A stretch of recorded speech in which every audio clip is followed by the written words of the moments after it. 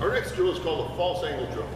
This is a great drill to work on up the middle, inside and outside pitches without doing a lot of shifting around and in a very confined space. So what we're going to do, we're going to set up for a normal soft toss. We got Coach Duffy here going to do soft toss, and I'm just going to hit 2 right up the middle. Then I'm going to change my body. What I'm going to do is I'm going to shift my body toward Coach Duffy so that I'm here, he's going to throw it to the same place, and I'm going to turn on the inside pitch and drive it to the same location, right up the middle into this netting. Then I'm going to turn outside, he's going to throw it to the same place, and I'm going to take that pitch and drive it to the outside right field. This is how it works.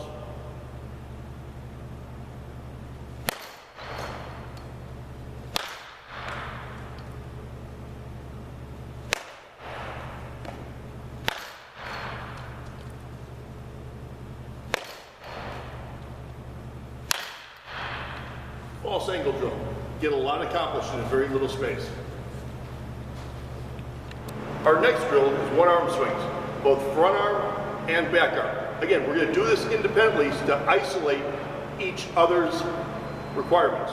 Front arm, we're the steering wheel of the car. We drive to the ball. The back arm, we're the power. We drive through the ball.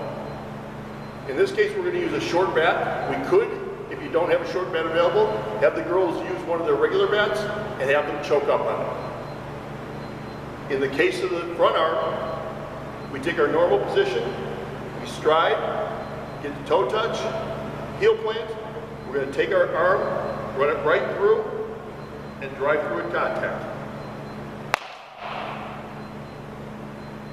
Front arm, you're looking for good, solid contact to the ball every time.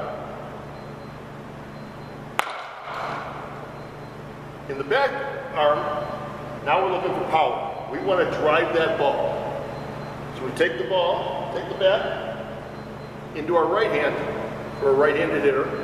We're going to create that separation we talked about. First thing we're going to do is make the connection in here. Now we're going to punch. We're going to drive that ball through. I got a little short on my swing. That's something you got to watch for here.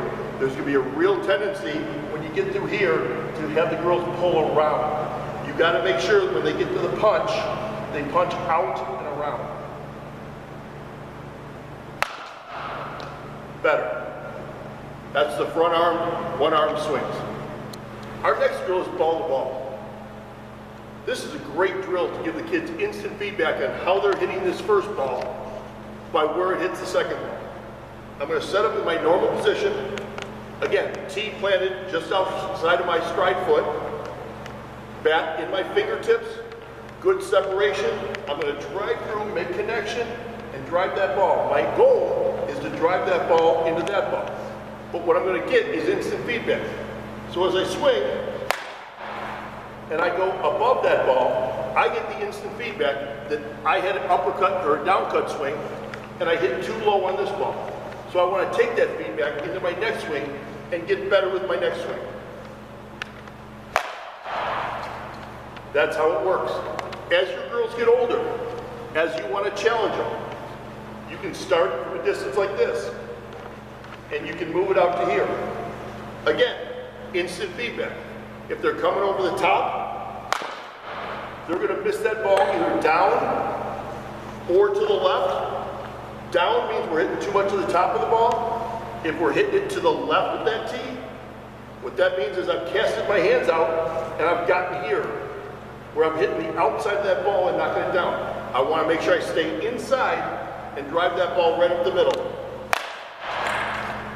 That's the ball to ball.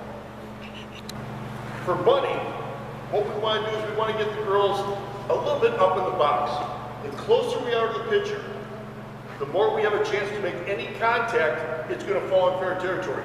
If I get too far back and I hit something straight down or a little bit left and right, it's going to get fouled. So I want the girls very far up in the box. As I get up here, as the pitcher goes into a windup, you have to understand whether you're bunting for a sacrifice or bunting for a base hit. If we're bunting for a sacrifice, you need to make sure the girls understand that they're giving themselves up to move the runner one base. That means as soon as the girl goes into her windup, we are going to turn. And we're going to use a pivot bunt. We're going to take our feet and we're going to pivot them for a right-handed hitter toward the second baseman. For a left-handed hitter, we're going to pivot him toward the shortstop. We're going to scooch our butt back a little bit. We're going to get in a good athletic position, up and down, all in our knees. We're going to take our hands. We're going to shift from here. This hand is going to go up to right at the barrel, getting big. We can either make the chair the way the old school, or we can put our finger back here, which helps deaden the bat just a little bit more. Take our other hand, we're going to separate it up to the top. Now I've broken the bat into thirds. Good control, very easy to move. Once I do that, I'm going to scoot my butt back, so I've got good mobility up and down. I'm going to reach out, get this bat far away from me, not lock my arm. I don't want this to be push the bat away. I want my arms to be bent so it's a shock absorber. It takes the ball, deadens it as it comes in. I'm going to turn. I'm going to start at the top. Start at the strike zone. If the ball is above the bat, all you do is tell the girls, pull the bat back. All they have to think about is once they get to here, I'm going down. If it's above, pull it back. If it's down, I'm going down with the ball. When I'm down at my lowest position, I'm actually sitting on my heel. That's why we need the girls' butts just a little bit back. If we get too far forward, turn this way. If I get too far forward, as I go down, my knee hits. My bat still is not the lowest point. So now I'm having my hands to try to make up the difference. What I want to do is be back here so I can go up and down and I can cover the entire zone simply by using my legs. My arms don't have to worry about anything other than beating the ball. So I'm here. Every time you do a bunting drill, have the girls start in this position. Don't do it with their bunt, especially at the younger ages.